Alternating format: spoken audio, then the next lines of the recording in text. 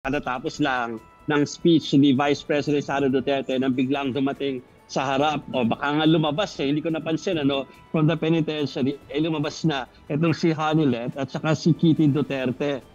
Gusto ko manghabulin, medyo nasa malayo sa lugar pero may kuha na tayo, Mase and Chiki. So I think they came out of the penitentiary because sinabi na rin naman ni Vice President Sara Duterte na pinayagan na pumasok sa loob si Ginang Avancenia at ang anak na si Hanilet. We'll get more details about that later pero katatapos ka lang ng speech ng Vice Presidente sa harap itong crowd na nagpipiknik. Pakita ko lang sa inyo na talagang picnic. Dahil ayan, nakikita ng mga kababayan natin ay nakaupo talaga sila. Saan at nagsasalo-salo para sa birthday ng dating Pangulong Rodrigo Duterte. So crowd shot tayo para doon sa mga nag-aantabay ng crowd shot. There you go. There's no estimate pa ng official kung ilan nila dito. Pero this is a smaller park compared to the venue last Sunday doon sa meet and greet ni Vice President Sara Duterte. At hinihingal ako mga kapatid. Katakbo. Na-exercise so, mas maliit, pero nagsimula ito kayo na alas 6 ng umaga. Matatapos ang alas 3. Tapos after this ay merong event naman yung mga anti-Duterte forces or groups. Pero ito ay hanggang alas 3. Nakita na rito, aside from yung mag-ina si Hanilet at saka si Kitty, ay nakita rin si Vice President Sara Duterte. At nakita rin si Senator Robin Hood Padilla at si former spokesperson Harry Roque. May mga interview tayo lahat sa kanila pero mamaya na natin ibibigay dahil hindi na na-ingest ng ating team.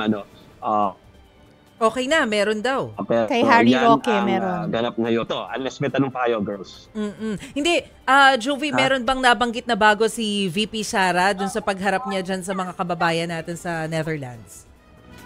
First, yung tungkol nga doon sa pag-allow doon sa kanyang kapatid na makapasok na ay sa kanya nang galing yon. Pangalawa, yung paalala daw sa kanyang huling pakipag-usap sa kanyang ama sa loob ng penitentiary. Binilid sa kanya, nasabihan daw yung mga support. Ay, nako. Nag-freeze si Jovi. Bitin naman, sabihan kaya ng yun? Sabihan ng supporters na Pero sige, etong panayam ni andyan na uli si Jovi.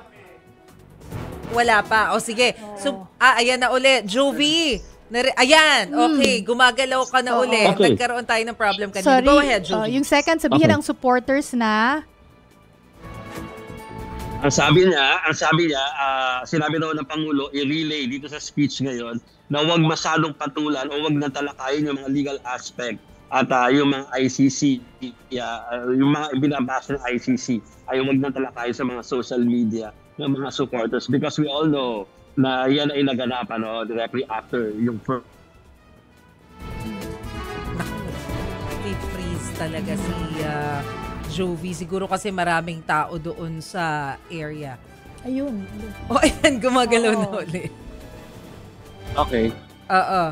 So, wag talakayin yung legal aspect. Okay, gumagalaw na ba ako? Yes, gumagalaw ka na. Okay hindi ko na. nakikita, sorry. Hindi ko nakikita. At naririnig ka na namin. Malinaw na ulit. Oo. Okay. So, ang inabot namin, wag nang talakayin yung legal aspect and then? Pati yung mga trolling and bashing na ginagawa doon sa doon sa mga proceedings at saka doon sa mga tauhan ng ICC. Oo. Pero Jovi, balita namin nakausap mo rin daw si Attorney Harry Roque kanina. Oo, sinasabi lang niya na okay daw siya dito while waiting. Isang taon at kalahati yata yung hihintayin para sa desisyon doon sa kanyang yung Sige, siguro pakinggan muna natin kung ano yung sinabi ni Attorney Harry Roque kay Jovi kanina, no, Chiki? Meron naman talaga. I am now a bona fide asylum seeker. Nung pumirma ako ng aking asylum application, napaluha talaga ako. So, ito yung sinasabi ni Attorney Harry Roque noong umpisa na nag-file siya ng asylum na dahil nga meron siyang pending request for asylum sa The Hague, ay hindi pa daw siya pwedeng arestuhin. Yes. Yun, di ba? Although, dito nga kasi sa Pilipinas, wala pa namang naisasampang criminal case Wala rin naman. sa kanya. Oo. Ang humihiling talaga sa pag-aresto sa kanya ay Kongreso para ibigay yung mga ebidensya at harapin yung mga tanong doon sa Quadcom. Kaya yung ibang mga eksperto nagsabi din na well, yan din yung nangyari kay Congressman Teves. Na Yeah. dahil nag-apply ng asylum medyo untouchable muna. Oo. Ayan na. Jovi, naririnig So, mo ba okay ba? kami? Okay. Oo. Dinig ko kayo. Kayo, dinig niyo ba ako? Yes, Yes. malinaw na ulit.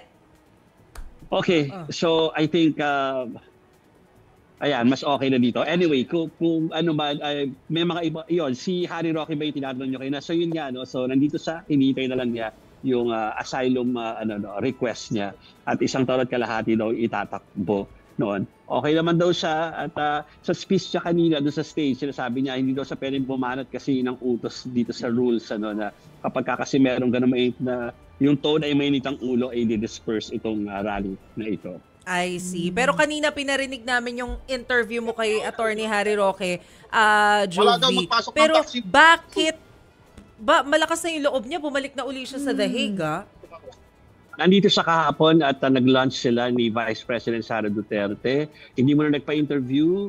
Of course, nag-live sa kanyang sariling channel. Oo. Tapos, pero ngayon sinabi naman niya na marami siyang sabihin pagtingin dito sa event mismo. I see.